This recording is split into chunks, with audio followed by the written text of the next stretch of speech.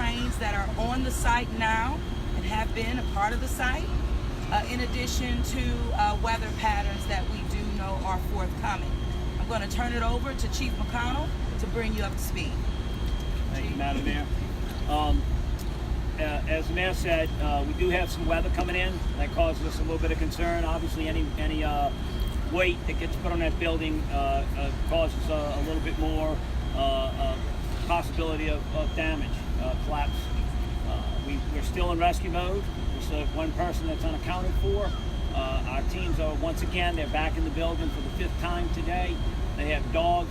We've done some more investigation, and we think we're close to an area, but we still do not have a confirmation, so we're still very, very much in rescue mode. I ask everyone to keep those folks in your prayers, their family in your prayers, and hopefully we have a positive outcome. But obviously, as we get further out, it becomes more and more difficult. The possibility with this water coming in, with the rain adding water to the building, the possibility of things moving around, want people to be aware.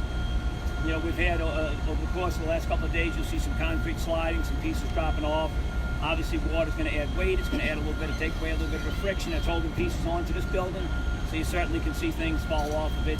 Don't be alarmed. I said at the earlier press conference, we have increased our evacuation zone. That was due to the fact that the crane that looks damaged was known about. The engineers determined that the other crane is just as risky. It is just as much damage, and it has the possibility of collapsing as the first crane. That caused us to increase our evacuation zone. Not very much, because we had a pretty large one to begin with, given the size of the crane. The second one's a little bit smaller. So we've increased it slightly, about another half block on the Canal Street side. We'd ask everyone to heed that. It is a hard perimeter.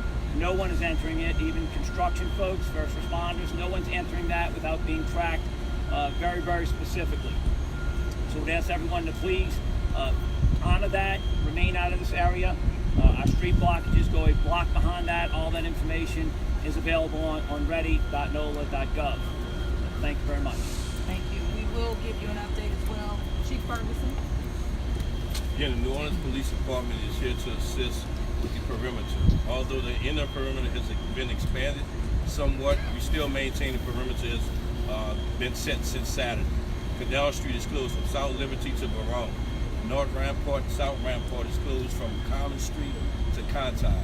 We have extended that inner perimeter. However, we're still asking, pleading, and begging pedestrian, vehicular traffic, if you do not need to come in this area, please do not come in this area.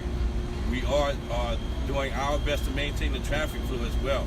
As you saw this morning, we're doing at this very moment, we have strategically placed our officers along various high traffic volume areas to make sure that we're able to help with the ingress and egress of traffic, vehicular traffic that is, into this area and out of this area for the rest of this operation.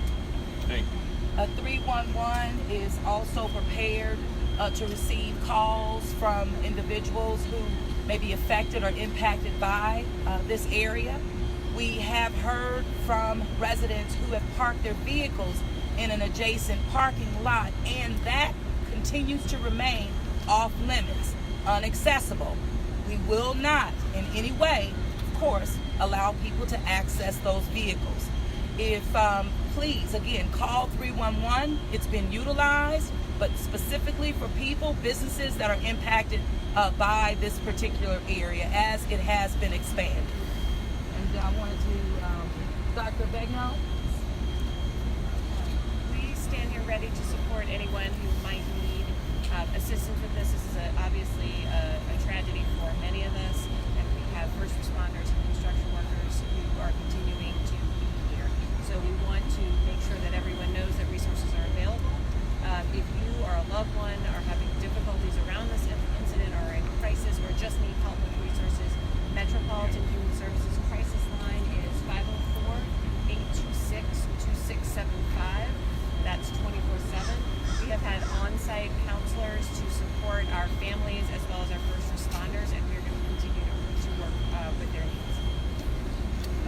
I'd like to just rehash one thing that we talked about earlier, just so I didn't touch on it.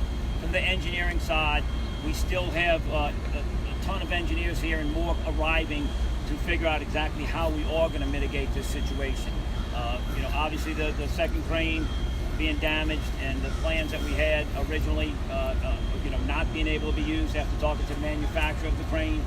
We are working on several different options and running, the engineers are running calculations on that. We meet every few hours trying to get those plans developed, and we have several more engineers who will be arriving tonight.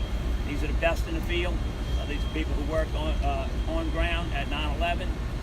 So we feel confident we have the best people, but this is not a simple operation. This is not something that you do lightly.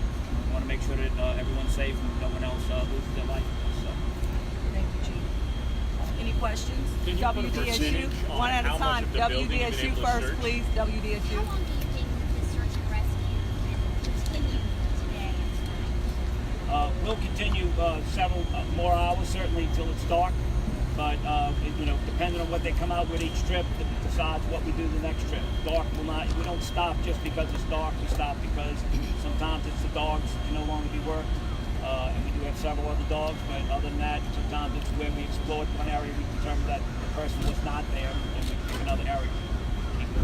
USA Today. Andrew Tuesday today. You mentioned you're in the area finding the person. What gives you that idea? Do you know any kind of names about saying? I'm sorry, apologize. Thank you. The idea of that is where the dogs are taken. So it's like in any investigation, you go where the investigation takes you. So the dogs direct us to one area, and we go there and they try and insert cameras. Once again, it's a very precarious situation with the unstable concrete. It's a collapsed area where we're looking. So it's difficult. And we go where the evidence takes us.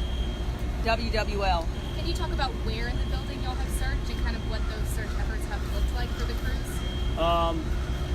We've been throughout the building on the lower 8 floors, so we're positive that there's not anyone else there.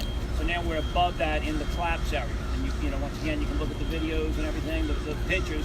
That area that's collapsed on the Rampart Street side is the area we're focusing on now, and you can see it's 8 floors of rubble piled up on that deck, what's called that transfer deck, that thick concrete. And that's the area that we're concentrating on right now. The most sensitive areas. CNN. Chief, could you talk about the role of the 2 cranes that arrived? We saw one of them throughout the day, but how are they being utilized? We had cranes come in early. We had a plan to utilize them. When the engineers got here, when several of the crew's engineers got here and looked at that plan, they said absolutely not, you can't do it. It would, the cranes are too precarious and it could cause the crane to collapse. One of the plans that we had to utilize the crane to stabilize it. So, and that was the manufacturers of the crane, the people who built it, the people who installed it, and came to the conclusion that doing that plan would not work and it would cause more danger. And they're actually Right. shocked they're still standing. Really? Now, there's a piece that's literally like dangling right now. Is there anything that is being done to move that piece, or? There's a lot of stuff dangling right now. I mean, if you get a good look at it, you might be, I'm sure you're focusing on a single piece, but if you take a look at that, you have 8 floors that half of it collapsed. Half of all those floors collapsed, and they're dangling. And when you look at they're being held by metal, it's a precarious situation. So no, there's no one specific piece of concrete, and moving any one piece, it's not that you can go in there and pluck something off of it. You move that and it falls, and that's where your person is. Yeah. You And just think about create it. more danger. Pull Yeah, one no, I of mean those- it's from the crane, from the actual crane. That's our point. It's dangerous. You talk about there's an I-beam dangling from the crane. Yeah. Once again, and the mayor said it very well. They're amazed the cranes are even standing. They're amazed that either crane is standing right now. Exactly. And so our goal is to ensure that they don't come down while we're trying to get people out. They're Now, still in was that something zone. being transported at the time of the collapse? I can't Ma'am, answer that. it's a construction site, ma'am. A lot of things were going on and people were there working. Fox 8. I'm over here. Just curious if you can go into any more detail about some of these expected materials that you're bringing in and expertise from other engineers that you hope to use to stabilize the structure. We have some larger equipment come in and some equipment that can help us when we get to that point, help us to pull pieces off when that time comes, if we do identify a place where the person is. But it's just larger equipment and some more engineers who have more greater expertise in this. So that's not required before you can access this person necessarily? We don't know where the person is, so we don't know what's required. trying to get everything in we can in case something we need. Quite frankly, if we need it, we'd like to have it there instead of waiting to find out that we need it and then ask for a resource. Chief, can you The continue advocate? the search and rescue operation after the weather turns? But we could. I mean, it depends. If we believe that we're close to something, we'll probably continue the operation unless we determine it to be unsafe. It just depends on what the teams see as they're in there. We'll continue it if we believe that we're close to getting someone. Absolutely. Okay. Well, and a point that was mentioned earlier, we talked about the pool. And even since then, we have made sure that the pool will not be able to hold water, pretty much creating an opening so that water can flow through. Hopefully that will, should it rain, protect any more weight on the structure. The firefighters went up and connected the drain, which hadn't been done, went and connected the drain on the pool to make sure that the water would be drained out of the building to not add any additional weight. Chief, to follow up on her question, when are you expecting the new equipment? I don't have the exact timeline in front of me, but some of it will be arriving late tonight. USA Today. Kind of rolling off of that, in terms of specific plans to mitigate the situation in terms of structural integrity, are we talking controlled demolition or just holding everything in place? Until we're out of rescue mode, we're not doing any demolition. Until we're assured that any viable life has been rescued and we're out of rescue mode, we're not doing any demolition. Unless it's to get an individual out. Has that been discussed as opposed to if the person is found? Has that been discussed? Absolutely. We'll do what we have to do to get to the person, but we're not doing demolition until we determine where the person is. We're still, once again, we hope there's a viable life in here. And the engineers have been assessing plans all day, multiple, for options. Anyone else? Chief, can you describe the amount of teams, the manpower involved, how many people are going in at any particular It depends time? on what we're trying to accomplish. I think yesterday I talked about we had teams going in simultaneously with the rescue dogs and then guiding engineers so they could view it. So they were going in as several teams at the same time. Teams are generally somewhere between 8 to 15 people depending on what you're going to be doing. If you're shoring up a piece of equipment, you'll have more people and more equipment. If you're shoring up a piece of concrete, you'll need more people and more equipment, but they're generally about 8 to 15 folks. All right, last question, CBS News. I just want to confirm, you said that you had gone through the first 8 floors and did not find anyone, so the person you're still looking for is above? No, we had found and removed someone yesterday from the 7th floor. Okay. And we found another person that we have confirmed, and then there's a person that's missing. And they're above the 8th floor? We believe they're above the 8th Okay. floor, Thank you. exactly. Thank you so much. Thank you all.